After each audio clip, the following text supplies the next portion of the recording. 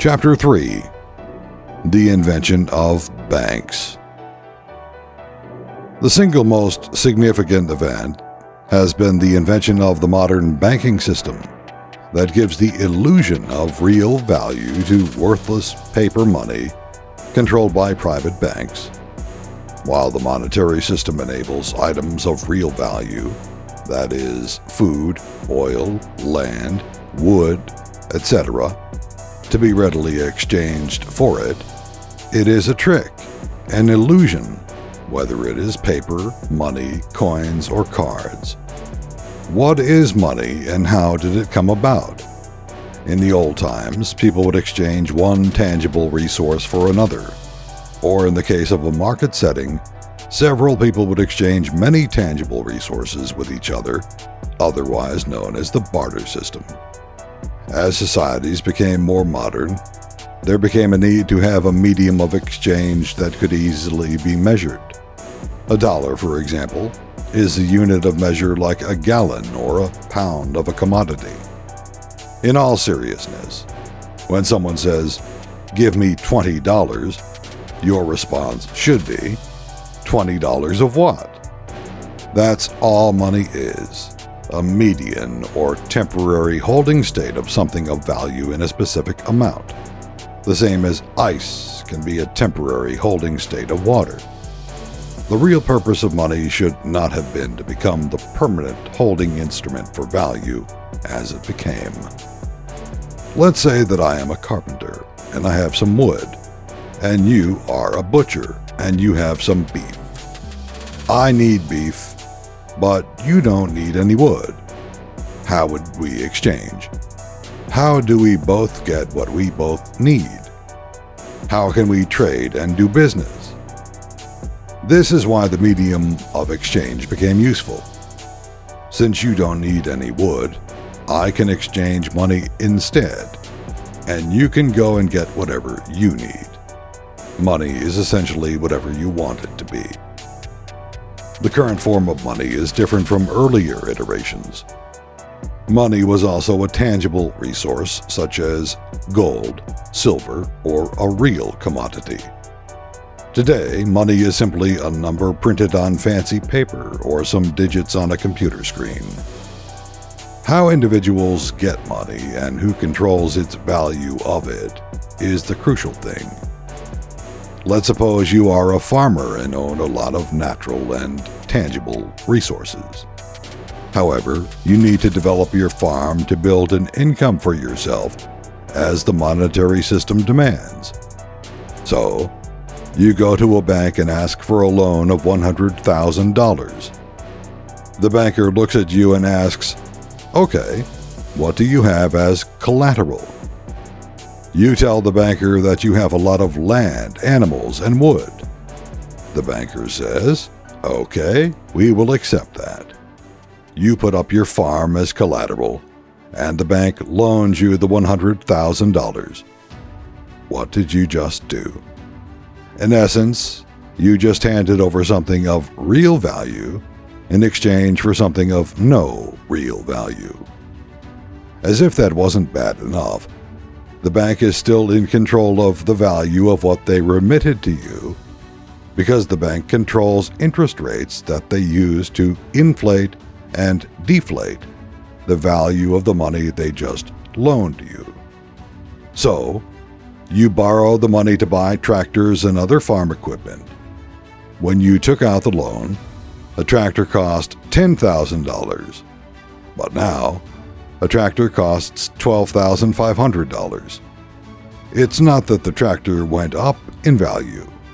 It's that your money went down in value due to inflation. And who controls inflation? The bank. In other words, if I were to loan you $5, but I have a string made of inflation attached to the $5, and as soon as you walk away from me, I pull the string, suddenly your $5 is worth $4.50. I pull it again a few days later and now it's worth $4, then $3, then $2.25, then down to $2. However, as in the previous example, The bank will own your farm if you fail to repay the loan with the agreed interest at the inflated rates. Your farm's value will not decrease, but the value of the money you borrowed will. It will also cost you more if you ever had to buy another farm after the bank foreclosed on the farm you put up for collateral. Banks came about because large amounts of gold were too cumbersome to carry around. In those days, men carried purses because they had gold coins. But you can imagine that large transactions involving bars of gold can be very strenuous, which is why banking became useful. So you would place gold on deposit, and the bank would issue you a deposit receipt, a certificate of guarantee, or a banknote, later became known as money. Business merchants would exchange a banknote, which was the proof of how much gold they had on deposit for goods and services. Then the merchant would go to the bank and present the banknote to take possession of the gold or just exchange it again with another merchant. Each town had its bank and printed its own notes in those days. The number of notes issued was determined by how much gold reserves each bank had in its vaults. The bankers realized that only they knew how much gold they had on deposit. So, they took advantage of that opportunity by printing more notes than they had gold. Since the banknote was as good as gold, people readily exchanged it, and the bankers became wealthy from this scheme. This was the beginning of the pyramid scheme that continues to this day. They knew that it was unlikely that every depositor would come to withdraw their gold simultaneously, so they just recycled the deposits and withdrawals. All gold looked the same anyways and was measured by weight. Eventually, larger banks took over the local banks until only one central bank supplied money to all the local banks based on gold, its gold reserves. Then came the fractional lending system, which made it legal for banks to lend out more money than the value in their vaults. Thus, if the reserve requirement is 10%, a bank that receives a $100 deposit may lend out $1,000. During the Great Depression in the United States from 1929 to 1932, what the bankers thought would never happen did finally happen. A wave of bank runs happened when depositors in large numbers panicked and withdrew their funds at once, causing then-President Franklin D. Roosevelt on March 12, 1933 to close all banks. Then, in 1933, he proceeded to outlaw private gold ownership, except for jewelry. Gold was taken out of the picture entirely, with the exception that the value of paper money was still stabilized by the fixed price of an ounce of gold. Then, on August 15, 1971, President Richard Nixon ended the set price of an ounce of gold, allowing money's value to become unstable. With the gold standard erased, banks went to a fiat currency. The words printed on the dollar bill changed from "This bill is redeemable in gold" to "This bill is legal tender for all debts, public and private." So, what exactly is a fiat currency? A fiat currency holds value by mutual agreement.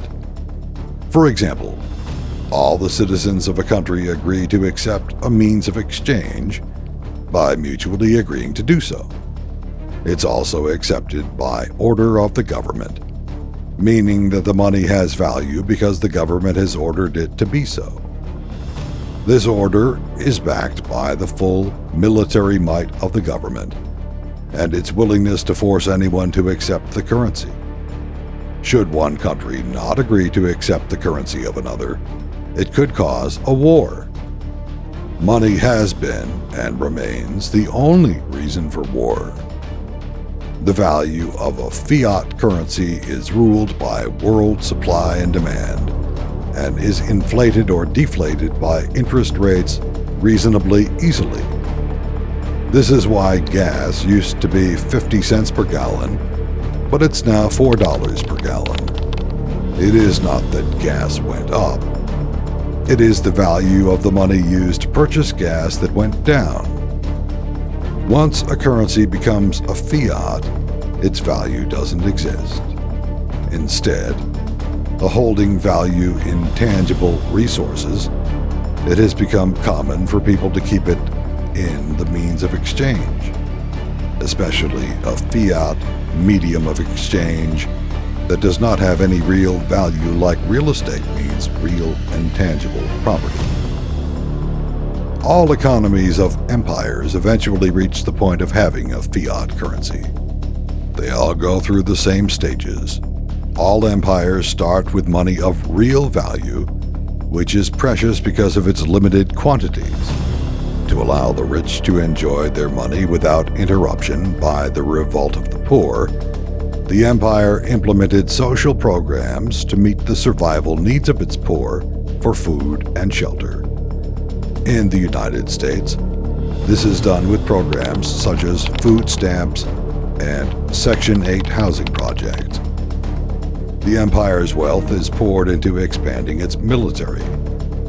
The expanded military is put to use in unnecessary wars. The wars drive up the expenses of the empire. As a result, the money is replaced with a type of money that can be produced in unlimited quantity and is of no real value, such as paper money, fiat money. The value of the new money continues to decrease, inflation, which is seen by the people as if the cost of tangible goods such as food is increasing. The wealthy begin to move their wealth out of the valueless money and back into the land, real estate, precious commodities such as gold, cotton, and silver. The price of precious commodities increases drastically because of the new demand and the fact that the fiat money has no real value and eventually dies. Those who have not moved their wealth back into items of real value will be left bankrupt. At its peak in 117 CE, the Roman Empire covered some 2.3 million square miles, 5.9 million square kilometers, over 3 continents, Africa, Asia, and Europe. It is estimated that perhaps 60 million people lived within its borders. It was one of the largest and most powerful empires in the ancient world. The Roman monetary system had stood firm for almost 2.5 centuries. The Roman monetary system, anchored by the denarius, was remarkably stable. But imperial expenses tended to exceed tax revenue.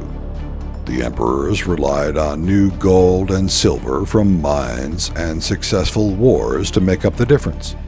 When these supplies fell short, there were only 2 possible solutions. Deferring payment was always dangerous, since unpaid soldiers were mutinous soldiers, or debasing the currency, making coins, in other words, that contained less gold and silver, which they did several times. During the reign of Marcus Aurelius, Rome had a string of many catastrophic events, including a terrible pandemic, and long wars that tax revenues could not cover. The Roman economy splintered at the worst time, when the emperor desperately needed gold and silver to pay the troops. Inflation spiked as the emperor debased the currency. The aureus, whose size and quality had been stable for 2.5 centuries, was reduced from a pure gold coin, weighing a little over 7 grams, to an alloyed fragment that sometimes weighed less than 1 gram. At the same time, the silver coin purity was debased out of existence, in attempts to squeeze more purchasing power out of available silver. Inflation shows price increases in the cost of goods. For example, the price of bread in Rome tripled over the 2nd century. By the year 268, both the empire and its economy were on the brink of disintegration. The empire had broken into 3 parts, as German tribes were ravaging northern Italy. This was all caused by a faulty monetary system that was arbitrarily manipulated by politicians, unlike a cryptocurrency-based monetary system that is decentralized, trustless, secured, global, divisible, and free from government interference.